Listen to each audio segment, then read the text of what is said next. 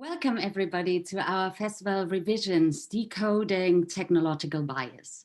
I am Bettina Wodianke and I am curating the cultural program at the Goethe-Institut San Francisco, the Cultural Institute of the Federal Republic of Germany with a global reach. I'm very, very excited that we are kicking off our week-long festival today together with our partners, City Lights Booksellers and Publishers and Gray Area. Gray Area is San Francisco's premier cultural hub catalyzing creative action for social transformation, applying art and technology to create social and civic impact through education, incubation, and public events. Gray Area's programming seeks to inspire, educate, and facilitate interdisciplinary engagement around important and challenging topics such as technology and society, the environment, and social justice. City Lights Booksellers and Publishers is a world-renowned and legendary landmark independent bookstore and publisher that specializes in world literature, the arts, and progressive politics. Inspired by the words of Marshall McLuhan, we become what we behold, we shape our tools, and then our tools shape us. We joined forces in bringing together a week of discussions, presentations, and workshops that will explore how technological bias shapes our cultural realities, the role that images play in that context, and what positive actions might look like to strengthen our collective inclusion, diversity, and sustainability. Please visit our respective websites for further information and register for all the other upcoming events if you haven't done that already. We are deeply grateful for that collaboration, and I especially want to thank my colleagues in crime, Peter Moravelis, the event director at City Lights, as well as Nadav Hochman, Gray Area's associate director. Thank you for all of your efforts you invested into making that festival possible. Our discussions have been a true pleasure and enrichment for me. And I also want to thank Matt Jakin for managing the events in the background. And last but not least, thanks dear audience for tuning in. You're always welcome to actively participate in the conversations by sending us your questions and thoughts via the chat or Q&A function. I'm excited about our first discussion on that topic with the title Encountering Technological Bias. And it is my great pleasure to introduce our moderator for today's conversation, Morgan Ames. Morgan G. Ames researches the ideological origins of inequality in the technology world with a focus on utopianism, childhood, and learning. Her book, The Charisma Machine, The Life, Death, and Legacy of One Laptop Per Child, draws on archival research and ethnographic fieldwork in Paraguay to explore the cultural history, results, and legacy of the One Laptop Per Child project, and what it tells about the many other technology projects that draw on similar utopian ideals. It was the winner of the 2020 Best Information Science Book Awards. Morgan is an assistant adjunct professor in the School of Information and Associate Director of Research for the Center for Science, Technology, Medicine, and Society at the University of California, Berkeley. Morgan, thank you so very much for being with us. And without further ado, I'm now handing over to you. So the screen is all yours. Thanks. Thank you so much, Bettina, and thank you for that very generous introduction. I am so happy to be here and so excited to hear from our two panelists today.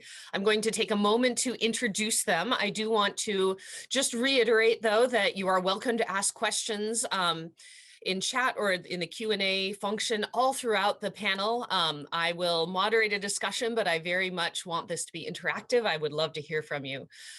So we will be hearing first from Mushan Zer Aviv. He's a designer, researcher, educator, and media activist based in Tel Aviv, where he's calling in from today.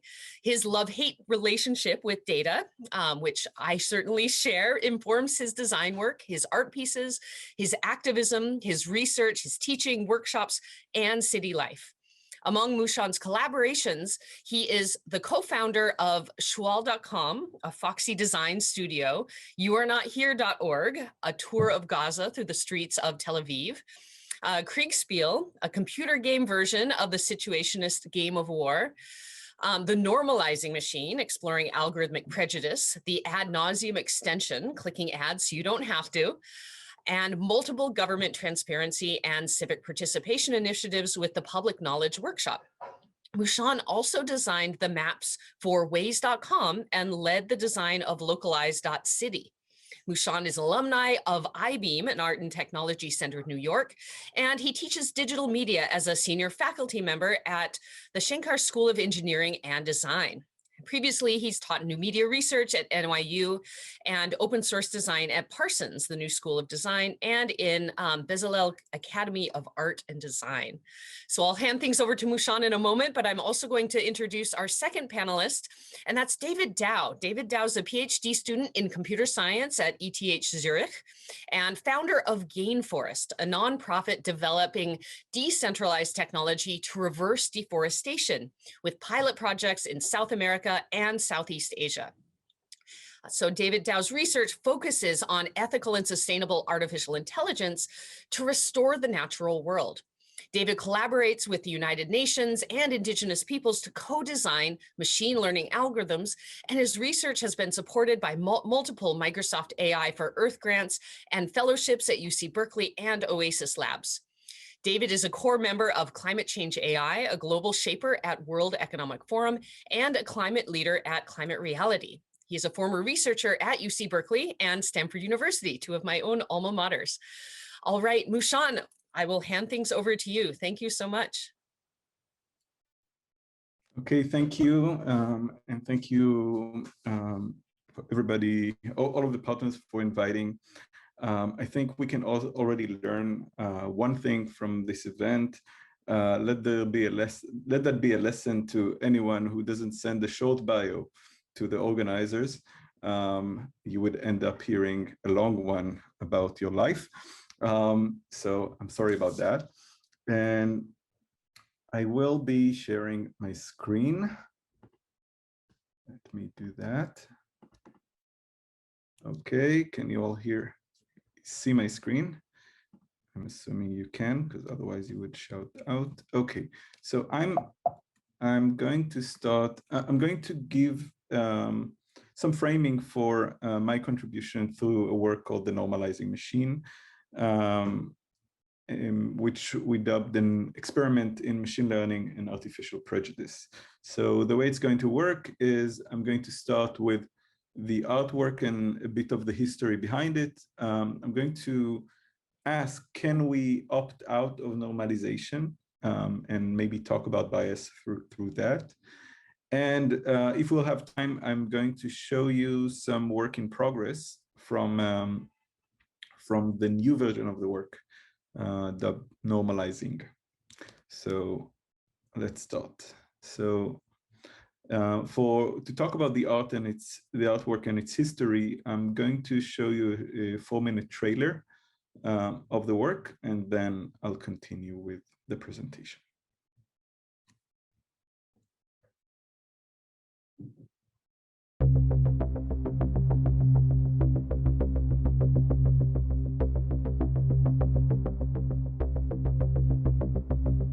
The Normalizing Machine is presented as a scientific experiment. We're trying to teach machines, how does a normal person look like? Machines only know normal. If it's not normal, it's a deviation from the norm. For us, we actually work the other way around. We identify when someone is abnormal. Participants are asked to step in front of a camera, and then they're presented with 2 portraits. They're asked to point at the one that looks more normal. that portrait stays, and then the next one is entered in, 5 rounds like that. At the end, they have to compare between themselves and the most normal portrait. And after they do that, the image is added to this wall.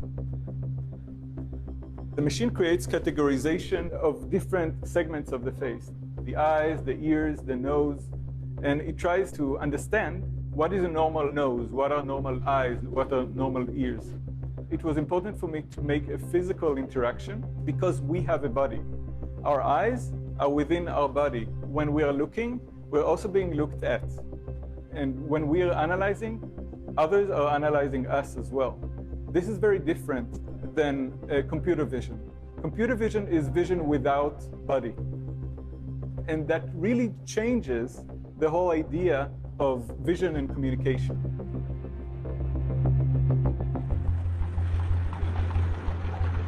In the 19th century, the police in France started to use photography to document criminals. But then when they would arrest someone, they wouldn't know if he is who he says he is. Alphonse Bertillon was a French police officer and forensics pioneer, and he invented the mugshot, that picture that we all recognize as the picture of criminality.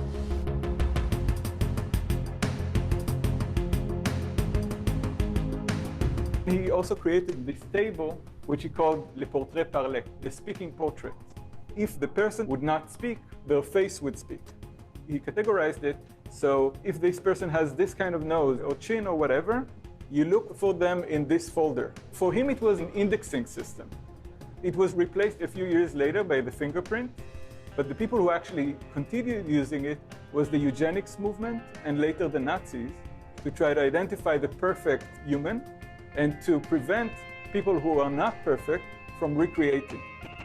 So they took natural selection and Darwinism as a prescription rather than an analysis.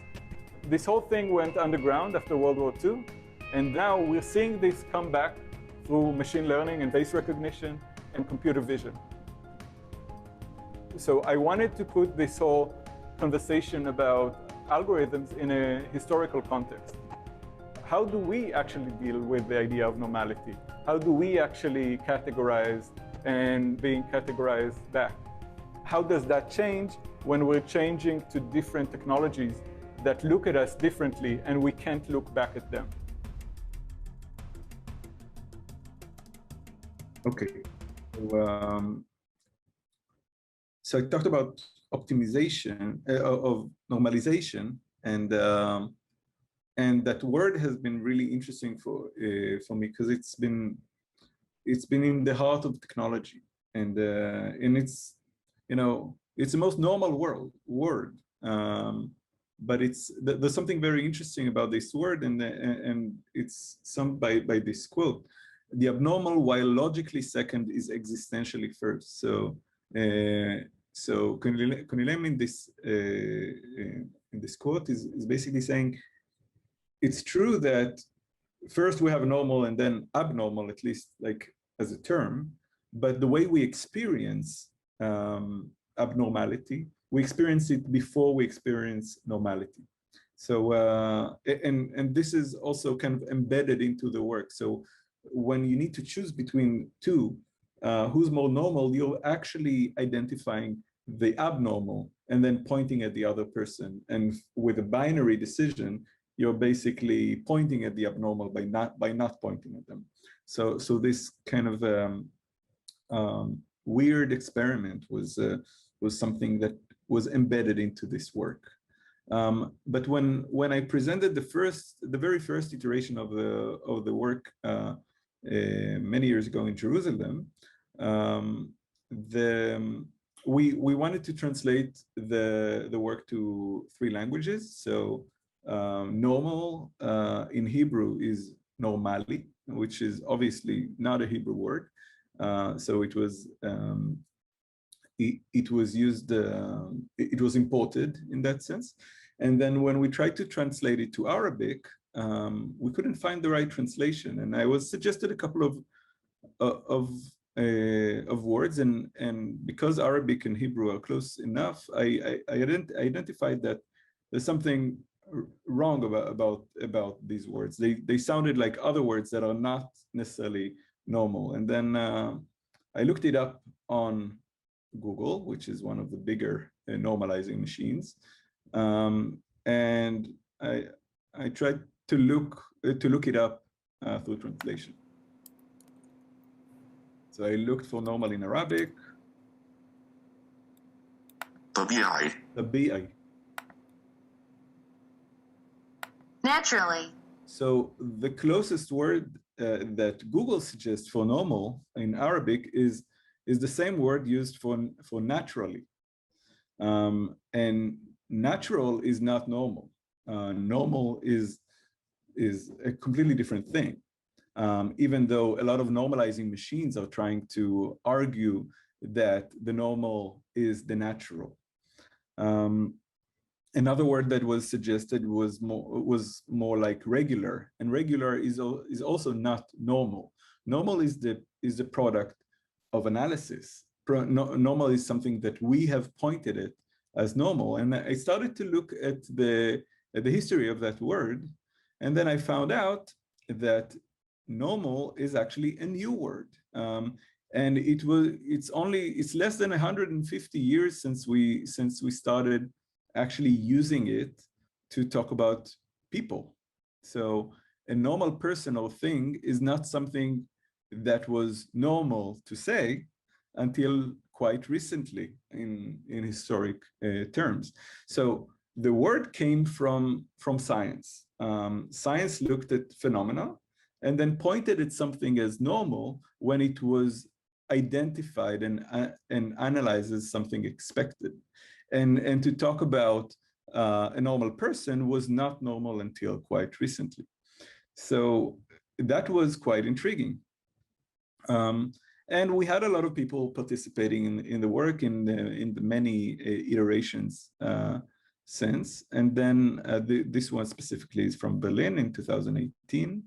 And you know, people interact with it. They find it like weird and playful. And we're grateful for everybody who contribute to the work and help the database grow. But every now and then there's this person who would look at the work from the side and would not want to participate. And when I have the chance, I ask them, why do you want to try it out? And they would say, no, I want to. I don't want to be a part of this. And this is probably the best response to the work, like to say, I don't want to be a part of this normalizing machine. And when I'm talking about the machine, is not necessarily the work, but the normalizing project in general. I think it's the best response, but it begs the question, can we actually step outside of normalization? Can we, you know, it's everywhere. So there's the kind of applications that explicitly want us to categorize, right? And to say yes, no, like, not. But there are the ones that are more explicit. So obviously every like that we contribute adds to an image of normalization. But every image that we upload creates an image of what is normal. And actually, every interaction, even a swipe, the speed of your swipe through a feed is contributing to an algorithmic image of what is normal. So can we really step outside of normalization? And do we even know that we're normalized? So when we look at the history of this process, it involves subjects, and these subjects are then captured by the photograph. That photograph is then datified, turned into data. That data is stored in a data set. And that data set then creates the affordance for identification and for categorization. And here I'll reiterate the point that Bertillon was not interested in categorization, but that was a part of the affordance of the data set. And there was no way for him to embed one reading or one affordance without creating the other affordance as well, which is often the case with technology. Both identification and categorization lead to building a model, and that model then informs the analysis. The analysis then informs the model back. It's a feedback loop that finally informs action. Some of this action can be quite brutal. So this is how it used to work, and it looks very, very, very familiar because it's very close to how it works today. We have subjects. These subjects are then captured by photography in a very, very different way, but then it has a lot in common. It's datafied and turned into a data set. The data set gives us the amazing affordance of identification. Like, what would we do without the face recognition that would open our phones? And you know, I don't see a lot of other value in face recognition for the end users, but you know, I could be wrong. And obviously, it creates the affordance for categorization. It leads to model, including models of how does a gay person look like, right? Or an analysis that could be a part of the surveillance, the surveillance state of the Chinese surveillance regime, right? The model feeds the analysis feeds the model, and all of these can lead to action, including the action that would decide whether someone would get a parole or someone would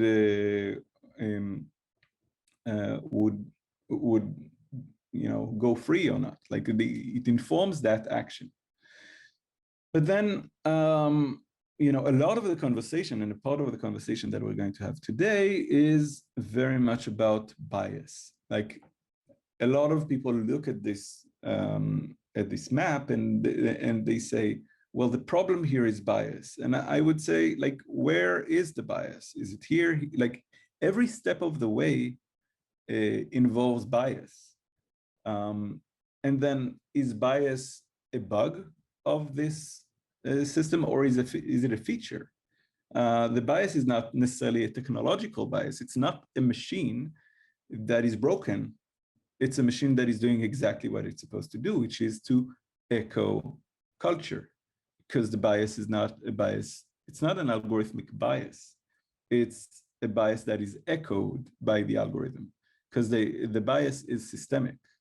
And Kate Crawford from the AI Now Institute wrote in Nature magazine in 2019 that these tools are dangerous when they fail and harmful when they work. So it's not about fixing them, because what's broken about them or what works about them is the problem. What's broken about them is not the technology. And a lot of the conversation today is around debiasing, and what Kate Crawford is suggesting is to go beyond the context, the framework of debiasing, to a framework of justice, which is harder. But I would argue that this is actually an opportunity. So in the past, we, you know, systemic bias, as I've showed, it has been with us for a long time, including this this datafied systemic bias. It's something that there's a lot of these bureaucracies are very interested in this categorization, in these models, in this analysis, and so on. But the problem is not with the machine. The problem is with what the machine echoes, and that actually creates a new affordance, which is to look at these machines back. So I think bias and I hope we can expand on that in the conversation, is the kind of algorithmic bias that we're seeing today is an opportunity to actually address these questions again, not to fix the machines, but to start fixing what's feeding these machines, which is us. So I don't have much time for the third part, and let me know if you want me to go through that quickly, or should I wait for it for later, Morgan? I think let's go through it quickly. I think it would be lovely to hear. So go ahead. Okay. So I will. You are warned. So the next iteration of the work, so I'm working on a new version of the work, which is normalizing. And this is due to the very, very strange times we're in. This is the website of the Science Gallery in Dublin. And they have turned to me recently, like many artists, I've experienced a lot of cancellations of exhibitions. And a Science Gallery Dublin contacted me a couple of months ago and asked me whether I'll be interested in presenting the work online. And I told them the work is very physical, and basically creating an online version of the piece would be creating a new piece. And they said, yes, let's create a new piece. And I said, yes, let's create a new piece. My main practice is as a designer, and I'm very interested in the web as a platform. So we're working on a new version, which is called Normalizing, and that's also the URL. And for me, there were three things that were important with this iteration. First of all, to focus on exposing the biopolitics of the black box, as in how our bodies are very much present in the politics of data and algorithms, and make sure that this is not lost by the fact that we are not in a physical space.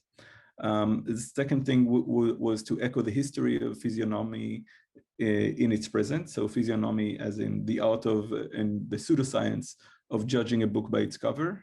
And then to reflect on our daily normalization, like we talked, and the type we constantly take part in.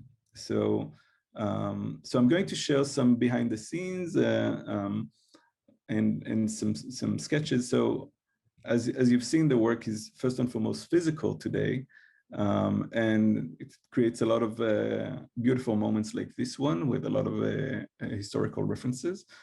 And there's something immersive about the work, and this is actually from the exhibition in Fotomuseum Winterthur, which is one of the partners in this festival. So, so there's something very powerful about the presence of the body, and I wanted to see like how can we maintain that. So one of the things that Bertillon created is a set of tools for quantification of the body. So these are the kind of tools that he built, and this is how to use them. All of them are trying to measure the body and to quantify it, so we can see it in action. And we can see that some of the people were, participating with this quantifications and documentation. Some were not, and this is a picture that I really like, because as we can see, the subject here is not willingly participating with a photograph, and they need to be subdued. But then again, the subjects of this camera do not willingly participate with a recording as well. But what is missing from today's surveillance cameras is exactly this, the antagonistic relationship that we see in this image. The fact that there is someone actually forcing this image into being, forcing the recording, forcing the datification that follows. And that forcing is something, and the fact that there is a power struggle there, or there are power relations there, is something that I wanted to include in the work. So this is, again, a very early mock-up So when you would hold your phone, you would be asked to take a selfie, and the selfie would the face recognition would actually try to make you fit into the frame, and you don't take your actual picture. It's taken automatically for you. As for the pointing and the normal or not normal, the reference is this. So swipe right, swipe left, which is popularized by Tinder, turns to this. Swipe towards what looks more normal. So this kind of circular interaction becomes something that hopefully is referential for things that we are, at least some of us, are doing all the time. I'm married for 20 years, so I'm not the part of the demographic, but I hear that it's a thing. I'll move on to the output. So the output side of the work is focused on this arrest card, and the arrest cards are the document of the subject's quantification. And you would see that many of these arrest cards have the data entered in, but this one it does not. And we can also see it's signed because the person captured here was not captured by the police, only by the cameras. This is Sir Francis Galton, the founder of the eugenics movement, and who was a guest of Bertillon. Bertillon created this card as a tribute to him, because Galton was very, very interested in the quantification of the body and the face specifically. And Galton actually is another pioneer of photography, because he tried to look at photography as a statistical tool, and he used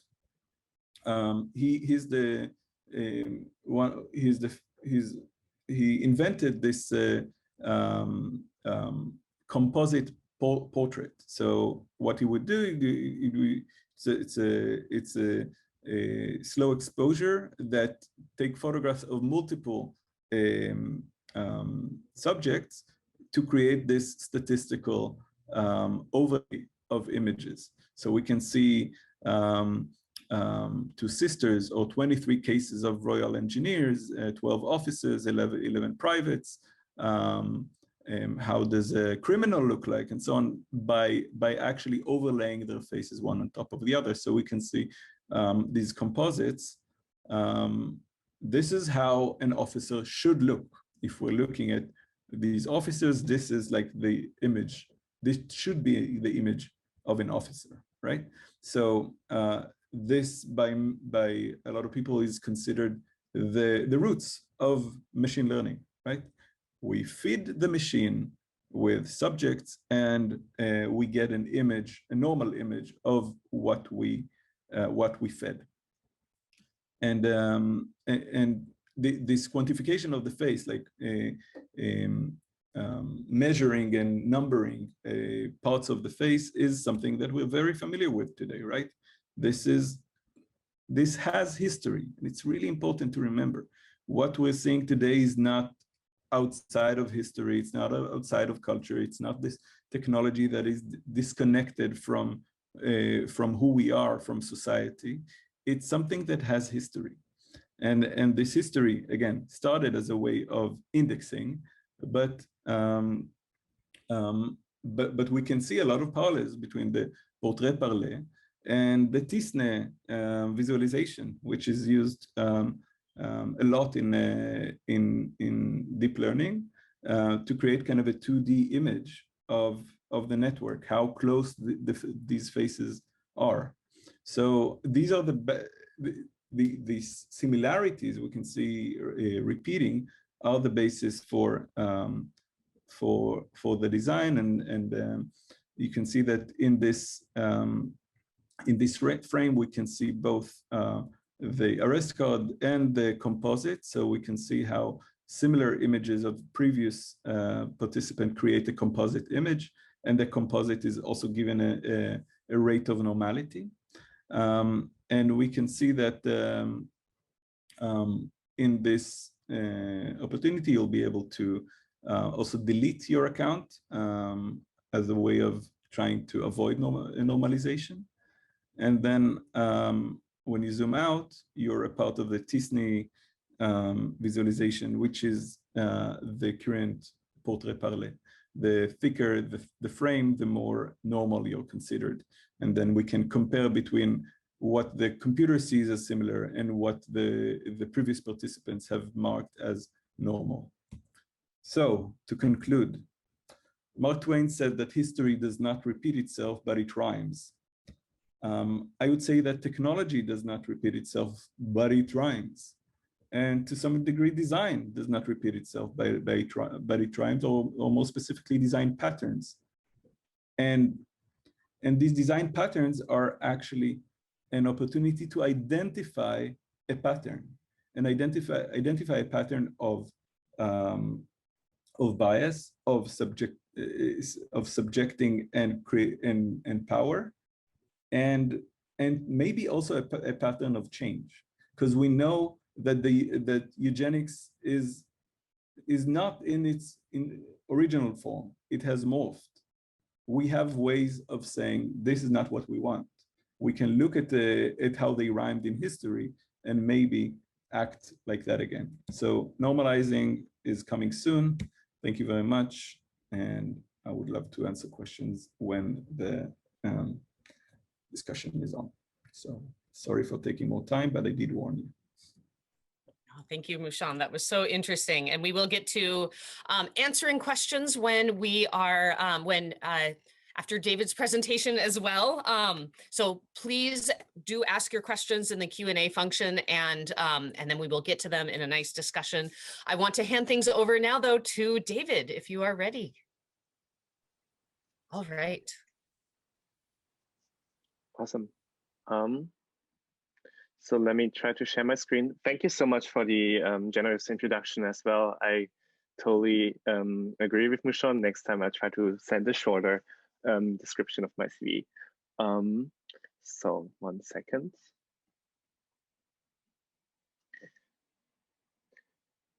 So my background, as Morgan already said, is in the research of artificial intelligence.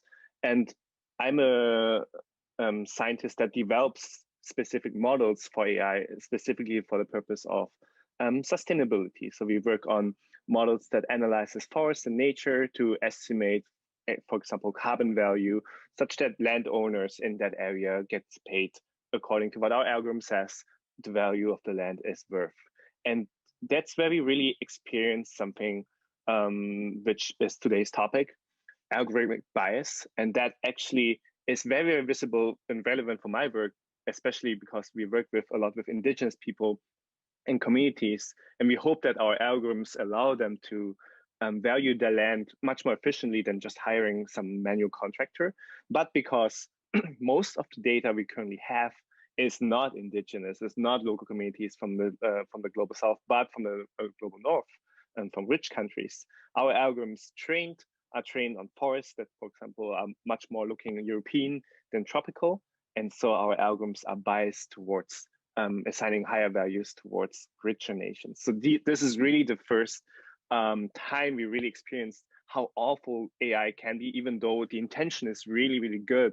And this talk here is giving you an overview of 2 projects of mine, which basically explored this issue a little bit deeper in my as a leisure project, and I would like to share it with you. So back in 2012, when deep learning came in, and we had suddenly algorithms that can look at cat and dog images and tell you about a cat and a dog images, that was mind-blowing, because that was the first time.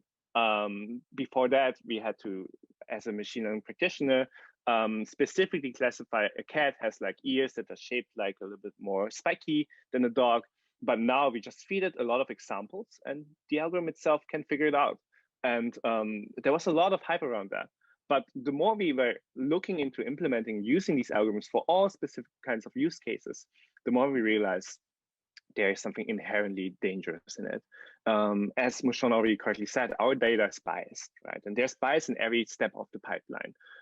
But what research showed is that these algorithms and these technologies not only like represent bias in society, but can often amplify existing systematic bias. Here, this is a picture of the Algorithmic Justice League at MIT Media Lab, where you have a face recognition algorithm that does not recognize your face the moment that this Black participant takes off her white mask. And this is due to, and can be traced back towards a biased data set that basically didn't correctly represent Black people. And therefore, these algorithms perform less performance towards a specific race. So why is that dangerous? Well, because we really, really want to use these algorithms for scaling. We want to use these algorithms to replace manual work that currently does classification, regression, or any kind of recognition, for example, in the sustainability space or in the legal space. And there's still very, very much hype around these algorithms. So you can see here a picture of current facial classification algorithms that can classify almost every participant in a concert. That was back before COVID, of course. And these algorithms will be used and are already used in analytical scenarios that are scaled. So they might have life-changing consequences, as Michelle already described, because every classification and analysis results evidently into action.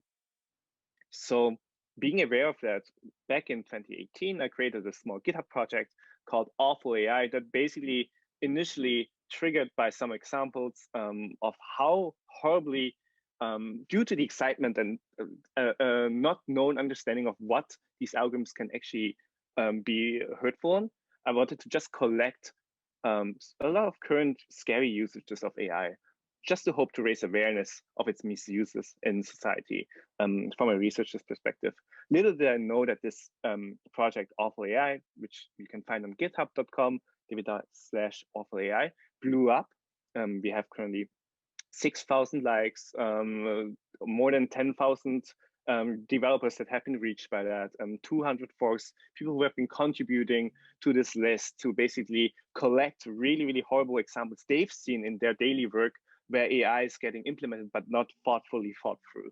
For example, the AI-based Gator, which Mushan quickly mentioned, that is work by Michel Kosinski from Stanford University, which we listed as one of the initial examples in this list.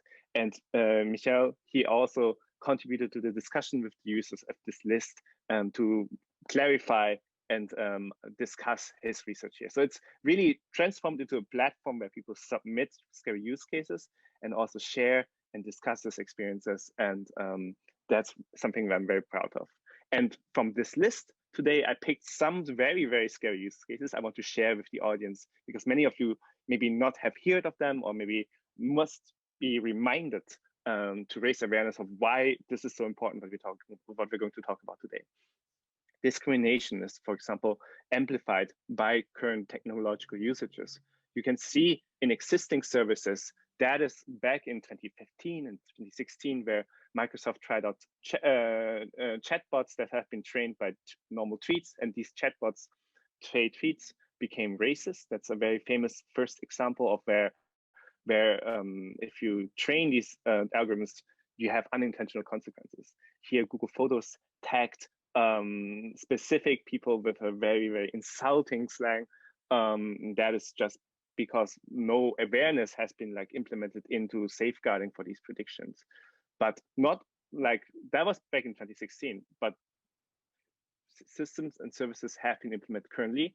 And currently, as you can see, these are very recent examples. One is Dpixelation. Basically, you're having an image which is low resolution and you're using an algorithm to make it higher resolution. And these are very biased too. So you have, for example, an original low resolution image of Barack Obama, and he will in many, many cases be converted into a white man. This on the right side is the Twitter autocrop algorithm that fortunately now they have removed recently. But what it does is when you have an image that is too big to show in Twitter, Twitter's autocrop algorithm will focus on a specific, what it deems interesting part of the image and displays it to the user. Here, there's an experiment of two very long images, one with Mitch McConnell and one with Barack Obama. And as you can see, this algorithm has a specific preference towards who he wants to, or who it wants to display. Face scanning algorithms are used currently also increasingly in job applications. So to scale the fact that, and this is actually one of the reasons why I initially implemented this list of AI, because I saw this example and I felt it was just deeply wrong, that nowadays when you apply for a job, you're not even like talking to your recruiter anymore. You're talking to a machine that records how you speak. And from your body language, from classification, it gives already a summary of like how well you're doing before the recruiter even sees you. And you can imagine, and we've seen that job applicants, for example, with African American sounding names, already got few callbacks because these machines have been implemented. Even more scary, these machines are used for predictive policing. And DLDP uses machine learning algorithms to predict where crime rates are going to happen in the near future. And as we all know, these historic data sets of historic crime rates are systematically biased towards a specific race, specific communities and minorities. And this is also reflected by these algorithms. And that creates a very, very dangerous feedback loop, because more data is collected, more predictions are put into specific districts of minorities, and you basically cannot get out of this loophole. Compass is a risk assessment algorithm developed as a black box. No one really knows how it works, and implemented by legal courts in the state of Wisconsin, which predicts what is the likelihood of a suspect to basically recommit a crime. And no surprise, ProPublica showed in a very, very important article that it's biased towards Black minorities. And this hype pushes people to think, because this market currently is very weakly regulated, and people, AI algorithms have been more and more easier to access and build. Ethical AI algorithms not. Many companies, and this is a startup in Israel that has raised like a huge outcry because it claimed it can use face recognition algorithms to predict and classify who is, for example, a terrorist, a pedophile, a white-collar offender. So really, you can see that profit and hype around these AI algorithms pushes people towards thinking that these algorithms are the solution for the Swiss Army knife for a lot of things, without really considering the consequence of bias. Kiwai AI collected 3.9 billion Facebook images, faces from social media, illegally, and it used that to basically create a database of human people that can then be used for law enforcement. So here, this is, for example, not agreeing on sharing your face, and then it's used in machine learning algorithms. So what's next? Like, this is the state of the art currently. This is what's already happening, and that's already very scary. But we see, for example, that these AI algorithms, as said, can be used to predict not only like or people use it to predict sexuality from the face, or even political orientation. Here, for example, on the left, you see, depending on the image, is that's an image that would display far left for a specific person and far right for another. So like images developed for specific political intentions. And also the face is not the limit. Here we have a classic example of what is called gait recognition. The way you walk is a very, people have been suggesting that the way you walk is a fingerprint of a person itself. That would then allow, if you analyze it correctly with machine learning, to also detect who you are, even though you're hiding your face. You're generating nowadays algorithms that can reconstruct faces from voices. So there's research ongoing, and that has been published in serious artificial intelligence conferences, which we pointed out in the awful AI list, that basically uses voice samples from people and trains a machine learning algorithm to generate from that voice sample a corresponding face. So this is, of course, scary in so many ways, and it's just unethical that this research was even like discussed and publicly announced without even considering these ethical concerns. So there are deadly consequences as well, because these algorithms are now used, as also Mushan mentioned, in China's social credit system, which uses facial recognition to rank people according to how well of a citizen they are. So here you can see on the right side, citizens have a point system that, depending on your actions, that is recognized and tracked through surveillance cameras. If your points are like falling below a certain levels, you are banned from all high-speed travel trains in all of China, as well as air travel, basically getting the lockdown before lockdown was in, or like in a larger scale, automatically and algorithmically determined. And here on the left side, for example, this is an image of someone, Jay, like passing the street while there was a red light, and his facial recognition tracking algorithm calls this person out publicly on the monitor. This is currently what the development of these technologies could lead to, basically influence and incentivizing what a state deems as correct behavior. Weapons that uses facial recognition to target specific people automatically is a very, very concerning potential use case of these technologies. And yeah, I hope that's a lot of scary examples. Now let's talk quickly about what we can do. So fortunately, the AI community has been gaining more and more momentum in this area of fairness in ML and also ethics in ML, realizing this is itself a very, very important topic to discuss and to investigate. One of the potential things people have been exploring is something called an adversarial example. An adversarial example is basically what for us humans is this rabbit that turns out into a duck, basically confusing not only us humans, but also a machine. As you can see here, the machine has a problem also depending on the rotation angle of this image, if it's a duck or a rabbit. So you can do this on a much fine-grainer level. So what a machine sees when it sees an image is it doesn't see the elephant, for example, on the left side, but it sees a bunch of numbers. And you can create these duck and rabbit-like confusions already in a very small number space in the mathematical system. So you introduce a little bit of noise that confuses the algorithm. And for us, this image still looks the same, but the algorithm itself will not be able to recognize, okay, well, what was this and what was not. So this is, for example, have been used in 2016 in a very nice study where you can create classes that has this specific pattern that would confuse specific facial recognition algorithms towards, just by varying the class, pretending that you're like a different kind of person. So as a last example, we implemented, thanks and in cooperation with the Photo Museum Winterthur in Switzerland, a live web demo that basically displays a little bit of the topics and themes I just discussed.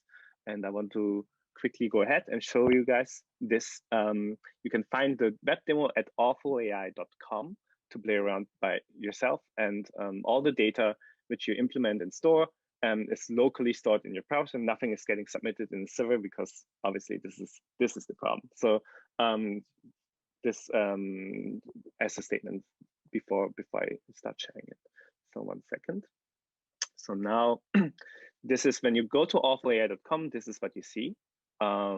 You upload a certain kind of like model, and then you have certain kind of it basically emulates a system where you investigate the social credit system of, let's say, China.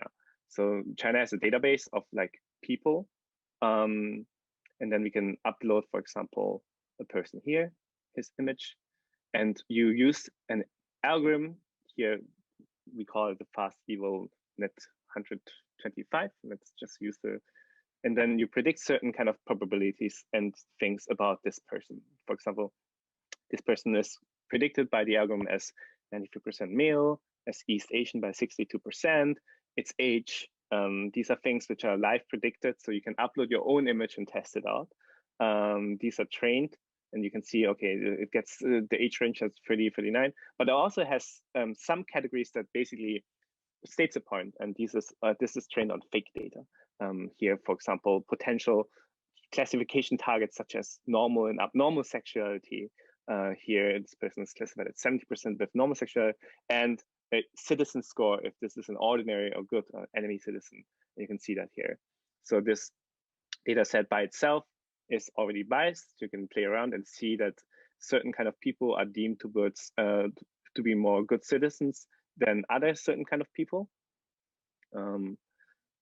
And one of the things which this algorithm and this website this space is basically the adversarial method that now, if you know the algorithm you're using to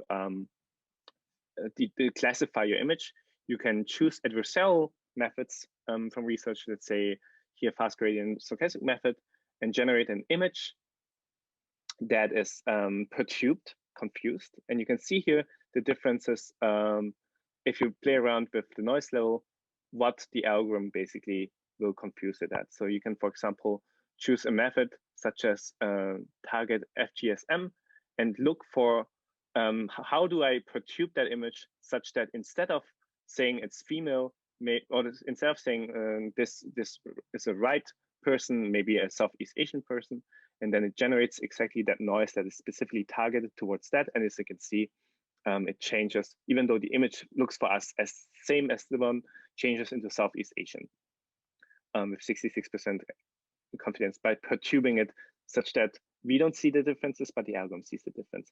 But you can also explore then what does that mean for the algorithm? Because like, okay, we know it's a black box, but the moment it's a Southeast Asian, for example, we see that normal sexuality here from 80% drops to 65%.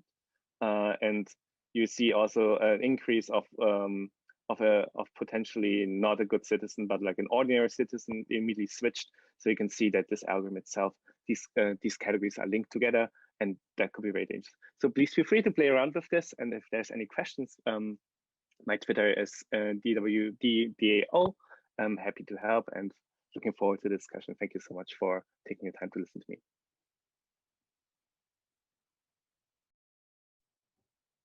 Thank you so much, David. And thank you, Mushan. These were so interesting. And I'm so glad you both brought in the history of eugenics, the history of phrenology. And I would say these are really chillingly relevant to so many of today's facial recognition systems. It seems like every week I hear about some new machine learning paper that makes many of the same discredited assumptions that phrenology made in trying to detect emotions, sexuality, criminality, and more from pictures of faces, often with really no sense of the very problematic history these kinds of classifications have, right? And both of you have highlighted that the training data also that these systems use are, in short, colonial. Not only do they not represent the range of humanity by a long shot, they make moral judgments about who in the data set is quote unquote normal. And I'm so glad you've problematized that word, Mushan. And of course, their results are also used in deeply problematic ways. However, you both also highlight that people push back, right? We might be embedded in these normalizing systems, just as we are embedded in these culturally normalizing systems, but we do choose our response to them. And I'm reminded in particular of Gary Marx's paper, Attack in the Shoe, which kind of provides a taxonomy of ways of resisting surveillance systems. So with that in mind, I would like to maybe turn towards the future a little bit. We've heard about encountering tech bias in your presentations. And of course, this is the title of this particular panel, right? We encounter so many different kinds of bias, and it can be easy to feel a little bit hopeless about this, right? That it's kind of inevitable. One thing though I try to emphasize in my own teaching often is that we do have choices. These are often constrained choices, but they are still choices. So I'd love to hear from each of you, what choices do we have within these systems, or what can we do about it? And maybe let's see, does either of you want to jump in first? David wants. Sure. Well, I got signed up. So yeah, so I think you always should look at the data first, and also at the data lineage. So where does the data come from, right? This is such an important question that many people, when they developed like these technological solutions, it's a question that is ignored. And we do see that many current progress in research has been focusing a lot on data lineage, data pipelines. Can we debug maybe these machine learning pipelines such that they are like less unfair, more ethical? So we do have certain kind of metrics that still there's no unified metric that can tell us like what is ethical or not, but like there are some guidelines which we can follow on. And I think if one really important choice everyone has to make is like, what are the algorithms we support consciously, we support collectively, and say, okay, this is okay to do, and what are the algorithms where we say this is just not even okay to research, right?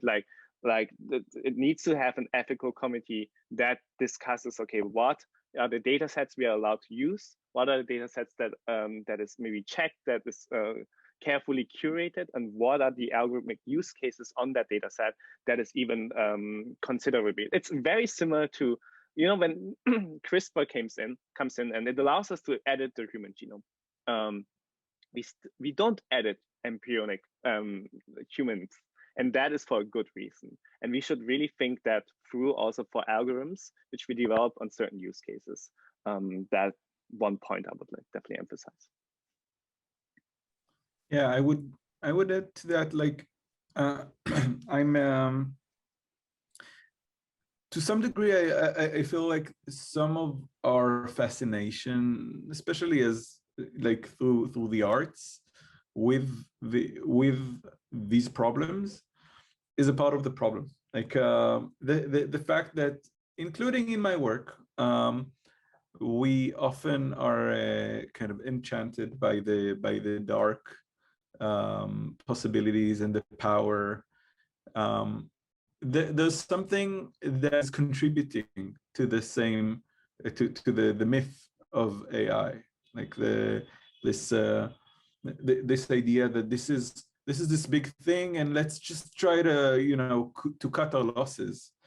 But recently I've started to think more about, in general, to look at friction as an opportunity. So I think we see friction. We see friction between what are the promises of these systems, and how do we respond to them. And that friction is not necessarily just a sign of the future is full of more of that. The friction is an opportunity for us to look at this moment of friction and understand what can we do with it. And as I started to mention in my talk, I think these are not just like, okay, so, you know, here's a system, it's biased, let's make it slightly less biased. No, here's a system, it's obviously biased. It's actually, like, if we turn it around and kind of look at the microscope from the other side, or the telescope from the other side, if we look at the microscope from the other side, it becomes a telescope for us to look at the big bias of society.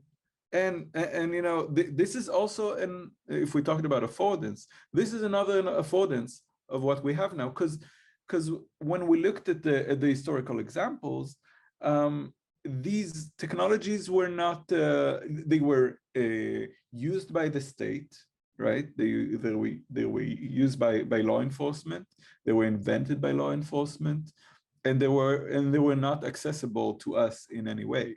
But now we are in a different, you know, politics of information, and there is an opportunity for us to turn these technologies on its head, on their head, to actually examine the biases that are there and were there before technology. They are amplified, but they can actually be scrutinized if we demand that. So I see not only a danger, I see an opportunity. Maybe to quickly add on this too, I think one really important point is also that these algorithms are currently oftentimes designed in a silo by an engineer that has data, and he saw that data somewhere. Maybe he got it as a contract from some law enforcement that has got this data, and now this algorithm which he develops he developed it on his own without any co-design of the stakeholders who are involved with, right? And this is a decision, for example, which I learned through my work with indigenous communities. When you design you impose your algorithm to them, because the predictions will influence how they behave, how they earn money, how communities behave without their involvement and their saying. That is just modern colonialism from the technological community. So a very, very important choice we all can make from the tech community is, when we design algorithms, we have to co-design them with everyone who is involved and can be conflicted by the predictions of this algorithm. Oh, thank you. I love that example, and I love that you both agree that in some ways these data sets, for example, need more regulation. I mean, in a lot of cases, they were labeled by random people on Mechanical Turk, right? Like these are not kind of well curated, carefully done sets, and it's hard when we're talking about very big data sets, right? And Mushan, I love that you talk about, kind of the tech utopianism around this, and also the tech dystopianism. And in some ways, I see them almost as a flip side, right, of the same kinds of narratives. And in many cases, both of them, again, maybe sometimes take away our own agency in these systems.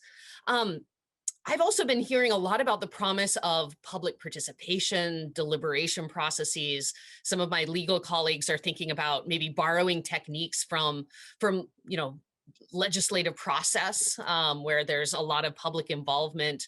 Of course, there are flaws in those systems as well, but I'm wondering if you have any kind of concrete thoughts, and I know, David, you've done some of this work with Indigenous communities about what that looks like and what pitfalls people maybe need to watch out for. If you, for example, citizen science is a great way to collect data. Data right now is super biased. We have certain kinds of stations, research stations, data collections that basically emphasizes a specific community, but like leaves out a marginalized one because there's no infrastructure to collect data from them, right? So I think the state and also like maybe consciously society needs to step in here because the infrastructure is missing. And we know there's a data gap of these communities. They are not represented correctly, right? And if we claim our algorithms are basically implemented for everyone and everyone's will be affected by them, we need to collect more data from these communities. And that happens through public participation. So there are certain pitfalls from my work, which I experienced through public participation. It is, for example, the design of the data collection itself can be biased too. So we try to collect data, for example, from environmental data, which is the temperature of water when you scuba dive. That is very important, for example, to predict and classify if corals are breaching, if a marine protected area is conserved very well. So we use citizen science, basically professionals, like hobby scuba divers that can jump in and collect the data by wearing a specific sensor, right? And we see that these data sources then also emphasizes areas where, of course, there's a lot of tourism, areas where, of course, there's a lot of rich scuba divers that jump in there and collect the data, while local communities and coastal communities, they basically don't scuba dive, they don't have the equipment, it's an expensive sport. There's no data collected there, right? So this data collection process by itself is also biased. Bias is unavoidable. Bias needs to be always considered, needs to be restrict constrained, and it needs to be, and that's why co-design is so important. Everyone needs to step on the table and talk about how can we try to minimize everything we can think of what potentially contributes to bias. And I'm sure there's no way we can think of every use case. But hopefully over time, when we do this as society more and more and more, we have a list that is overgrown, like the awful AI list, like maybe a good AI list, good practices that can then be used, for example, for government, states, and also companies to implement healthy practices of data collection, data training, and best practices. And I think this is something that requires public participation, that requires working together with stakeholders from governments and from all sectors. Yeah, I think that there's a huge role to play in the future. Yeah, I think the only thing that I would add to that is, again, and this is going to be a mantra for me for the future in general, is that friction is an opportunity, right? So we need friction to be a part of the discussion, because it is a part of the scientific discussion. It's not a part of the business discussion. Like, these are machines, these are statistical machines. They have a level of uncertainty. Statistics is the science of uncertainty. It's not the science of certainty. It's the science of uncertainty. And, you know, we need the media to be more, to communicate that. Like, every time you hear machine learning or AI or all of that, the next sentence should talk about levels of uncertainty. And that is friction. And this should be a part of our discussion. Every time we hear that, we should immediately answer, what is the level of uncertainty? What is the acceptable level of uncertainty? How is that acceptable? And then return to this beautiful term that we should all think is beautiful, the benefit of the doubt. There is benefit in the doubt, and we need to embrace that benefit back into our discourse, and finally also into our legislation. Thank you both. Yes, I love the friction is an opportunity. I think it's so true for social scientists as well as artists, right? We turn towards those moments of conflict as spaces where the values of a community are really laid bare. I'm struck though, because often the public broadly, right, tends not to like that uncertainty or that friction, right? The difficult path, and this is something I think academics and artists and many people who are kind of really embedded in these systems and really trying to explain them grapple with.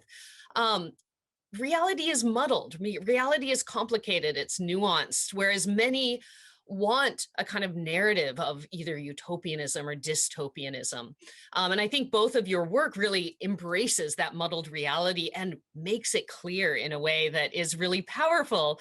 I wonder, though, if you want to comment on some of the challenges that you've had and some of the pulls maybe you've had towards kind of simplistic stories, whether utopian or dystopian. Mushan, do you want to start out? Okay, I'll start this. I think you know, and this is really touching on the core of my research right now, and I'll say it publicly for the first time that I'm writing a book about friction now.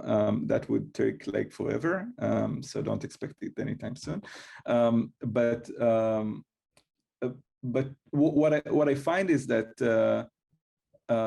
you know, we've really defined friction, especially in the West, as, you know, the enemy of progress, right? Like, we've defined progress as eliminating friction, and more mainly in the past decade, we're seeing that more and more of the bigger problems that we face are not due to too much friction, but to not enough friction, right?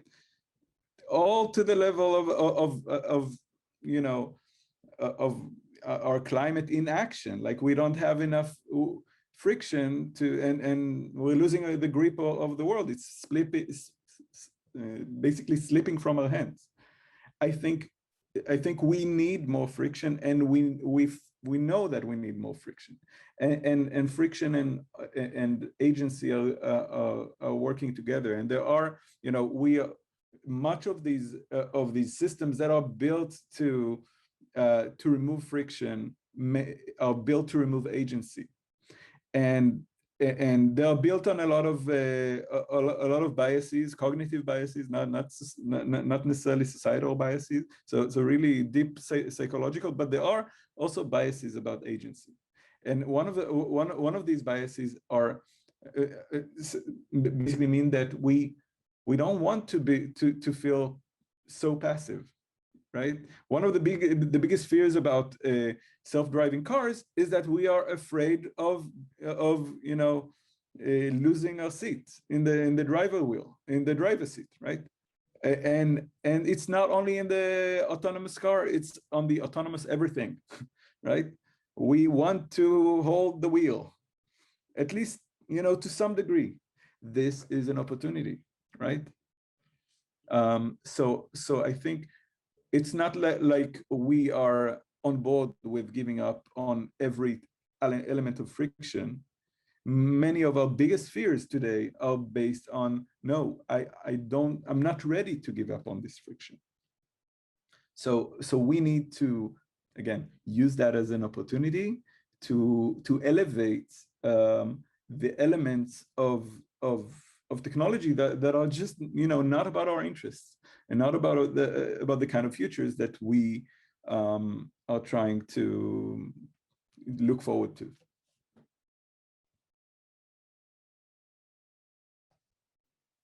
Oops, sorry, David, go ahead and follow up if you would like to.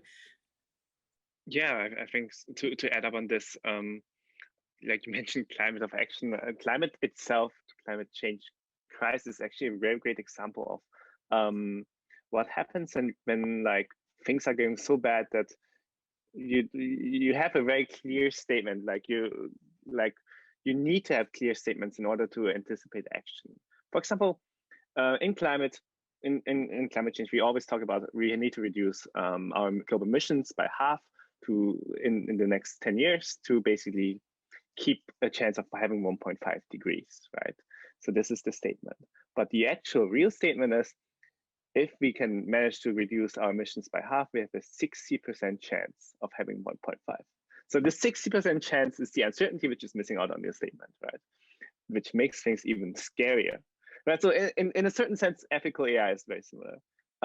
When I created awful AI, it was not to dark paint AI as a horrible use case, right? It's like, it is not like this. AI, artificial intelligence, machine learning has so much huge potential to do good in the world, and this is what I believe in. And when we properly execute these training algorithms, it has a huge benefit for society and for humankind, in empowering marginalized communities and allowing them to access resources that have not been accessible before. But it was really not hard to find these horrible examples, right? It was really not hard to find these awful examples because this is also part of the viewpoint. And I mean, it looks like it paints a dystopian image, but sometimes I feel like we need to make use of how we humans access media and how we process information. And sometimes an urgent call is much more useful and than having a more detailed call. I've always, as a scientist, I always emphasize that you have to have a like asterisk that links to resources where you can read up on more details, right? But our attention span is very short. And we say, okay, reduce global emissions by half for 1.5, that's the message. It's of course much darker than this, but we need to get the message clear and out. And I think the same thing goes for ethical AI. For best practices, we need to make clear this is quite scary. It's not everything is scary, but this specifically, these examples, they are scary, right? And then that causes more action than saying, okay, this is a certain metric that helps to implement this algorithm and improves like this systematic bias on this data set by 20%. Like this is maybe an asterisk that can be used later on, but I think we need to first pitch the message and then get the interest of the people and then educate them further. Yeah. I want to push back a bit on that. And David and I, it's not the first panel we've done, and I think I think there's a bit of a problem with in general around climate change. I would call it scaremongering, and this is for the argument. Obviously, we need to act, but we've heard that so many times that I don't think it translates into urgency. At the same time, we've just experienced friction on a global scale that have changed completely the way we act, like nothing we've seen since World War II, right? And it came from, from our relationship with our environment. And it did create this kind of urgency, and there was no prediction algorithm that was informing us about that. At least not anything that we were that was anywhere in our awareness, right? So first of all, what we're getting from that is fuck prediction algorithms. They didn't tell us about COVID-19. That's one. Second, like we can work, we can actually adapt quickly and to an urgent situation. Like obviously it took some of us much longer, looking at you, the US, and you know, the price was different in different places for many different reasons. But I think at this point, and I hope I'm not jinxing our world at this this moment, but I think the main lesson of COVID-19 is that we can act. And we can act on a global level, and we can collaborate scientifically, and we can make changes on a personal level, on a societal level, on a national level, on an international level, to accommodate the urgency that the environment produces. Now, how can we take that and use that for reframing the climate urgency that does not exist at the moment because it doesn't have friction, or at least not on a global scale. I would say California feels some of it, right, with the wildfires. Some places have felt it with increasing tropical storms, but you're right. I think it's not something, it's not a simple story. It's different in every place. I feel like the desire for simple stories is true among developers too. So I'm often frustrated by claims that we can, you know, just calculate and subtract out bias, because I think, as you both highlight, bias can creep in at all steps of system design and use.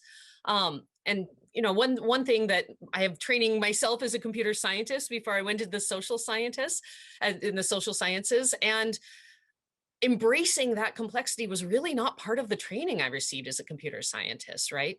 And this connects to a question that Cynthia asks about how the word normalization, sorry, might be a function of the language in which software developers work, or maybe the customers or use cases they intend to attract, right? The word normalization might translate into certain languages and not others. They might have different valences in other languages. I would add as well to Cynthia's question that so much of development, software development, happens, of course, in English, even among international teams. I think about the work of a colleague of mine on the Lua programming language, a Brazilian team who developed this language in English because they wanted to be able to recruit people to use the language, right? So I'm wondering if you could comment a little bit about that question of language that Cynthia brings up, and kind of the broader context of software development. Yeah, actually, before I'll just mention that before Alan Turing started to talk about artificial intelligence and thinking machines, his research was in normal numbers, right? And normal numbers in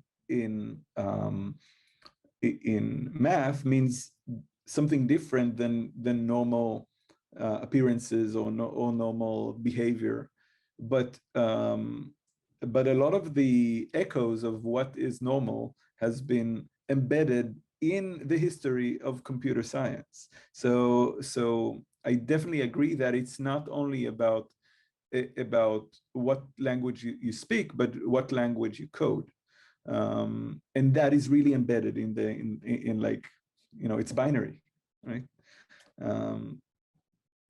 So even conceptually, right? Even if we don't have the word normal there, the whole concept of binary language embeds this bias in it.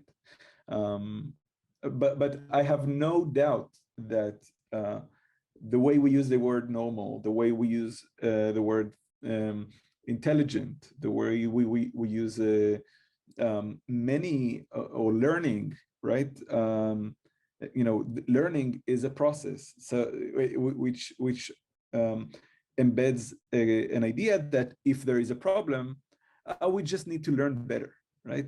We've all learned, and we used to make mistakes. In the future, the machines would be better, and we'll get rid of bias as soon as we we'll feed some black faces and everything would be fine. We'll feed some more bios of women CEOs and everything would be fine. No, this is an interface to the problems underneath, and that is, and language is is a part of that, right? And science is a part of that. The whole concept of how, and I like the example of the word normal because it's an example of a concept from science sipping into everyday language and into culture. We did not used to talk about people as normal. That would be weird. And we did not, and we need to kind of shed these things and use this opportunity of the mismatch between, again, the culture that we want to create and what the technology currently provides. Thank you so much. I wonder, David, I'd love to hear thoughts on this question, but I'm going to add in another question if that's okay. And this is one that's a little bit related, and it comes from Peter. He talks about how, we've gone through a lot of negative examples, right? We've gone through a lot of ways that these are bad. There was some mention of some benefits for individual, like unlocking phones. He points out, though, that there are other kinds of benefits, right? And the reason these systems are sold, for example, being able to categorize and label personal photos, being able to pull up all of the pictures you have of a particular loved one. Certainly, I rely somewhat on the stories that companies tell. So, for example, in my teaching, I use Ring as an example, and all of the kind of positive, feel-good images, right, of pets running by, and then all of the kind of, home safety images that they put in their advertising.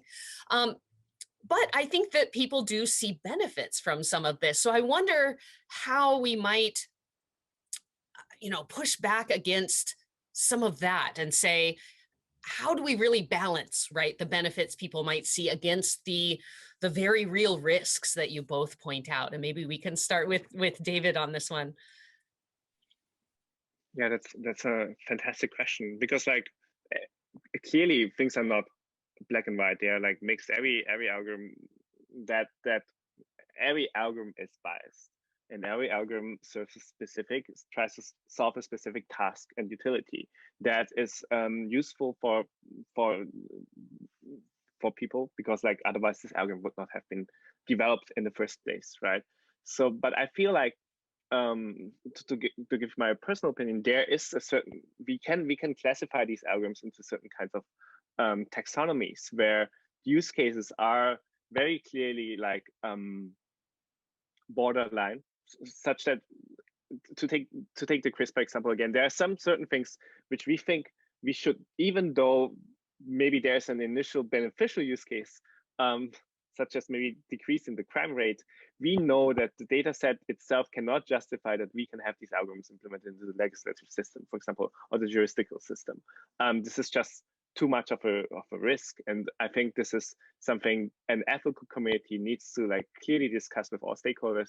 What are the use cases that where the risks are too big to basically have a benefit for society. And this, for example, is one of the things where I personally would totally disagree with using these algorithms, and as a researcher, as someone who knows the pitfalls of these technical solutions.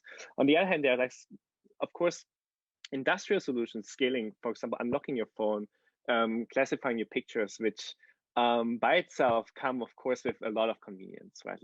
Labeling millions of pictures is infeasible, and an algorithm that can do this, I mean, if it's doing it sometimes wrong, you still want to access that benefit, right? But I think the whole picture is not really told here yet, because that data which we are feeding into the algorithm you're getting is just one algorithm your data is getting used at, right? And this whole conversation is not very transparent either. So I think the user, when he sees the benefit of a specific service of a data set, is only because he sees only a specific output of it. But I think we need to have a much more bigger discussion on fully opening up what is actually used with your data, what kind of other algorithms are trained on it, and then maybe you are more concerning of like, am I supporting this or not, right? So for example, we all know that when you submit images on Google Photo, this is of course nice because it trains an algorithm that tags your pictures, but it also uses it to basically precision care, like what kind of advertisement we should deliver to you, to your friends, and also like privacy violations, right? And this whole story is not fully told. And I think if people really realize, okay, all the risk and all the benefits in a clear communication made, and this is a task for artists, for legislation to basically formulate that in a way that does not bore the normal user, then I think we can have a much more clear discussion on these things. Right now, it's very fuzzy. Yes, thank you so much. We are getting low on time. We have a little bit more we can go. There is a great question that comes in from the live stream, and which I would like to raise, and I feel like it's a nice ending question for both of you. Could you address the collision between power politics and activists working on social justice? In your eyes, what concepts do activists need to value when considering how technology is used to shape and control public opinion? And I might add in a couple of really great questions by Ben Bogart in the Q&A, because I feel like they're related. So one question he raises is, can we bridge objectivity with decolonizing efforts to raise suppressed epistemologies, emphasizing relationality, situated knowledge, et cetera? This is something I've certainly seen in kind of activist circles, right, working with social justice. And Ben also asks, do we see a resurgence in shallow learning and small data as a response to the dominance of big data and deep learning? Thinking about Stephanie Dickens, Not the Only One, with a custom training set collected from 3 generations of Black women, including the artist, as a great example there. And again, this I feel like is a really nice intersection with the kinds of activist work, social justice work. But yeah, maybe we can think a little bit about the power dynamics there and the ways that these different groups are working to shape public opinion, and what kinds of concepts activists might be able to use there. I know that's a lot of things packed into one for a final question. But... Yeah, we'll probably not get into all of them. Maybe we'll be able to continue that on Twitter or something. But I think I try to point at the way in which language is a problem. I also think that language can show some opportunities for solution. I'll repeat the point about the benefit of the doubt. And the kind of the idea of machine learning assumes that the machines need to learn. They would learn and we don't need to learn, right? Like they do the learning for us. But they can, like, we need to kind of to develop kind of a pedagogy of machines, right? Like, how do we teach machines? And it's not, it's in the field of education and not the field of computer science. Or at least computer science need to open to education and to education philosophy to understand, which is actually much more open to the humanities and to language, to really open fields of action, and actually make this technology better. And making this technology better would not eliminate bias, because the bias is there. It would just do a better job of contextualizing bias and embedding better terminology for us to learn how to teach machines and to learn how to talk about how machines learn, to evaluate them, to to you know, to teach them, right? And as you know, as anybody who's a teacher knows, when you teach, you learn. So the fact that we've automated teaching, including the teaching of machines, is a part of the problem. We need to, you know, to get back in the class, right? And to be there when the machines learn. I think to add on this, I totally agree. Education is the key that enables like a much more fine-grained view on this. But also, it's not only like going back to class, but also observing who's sitting in the class right now, right? Like, who are the people who are developing these algorithms?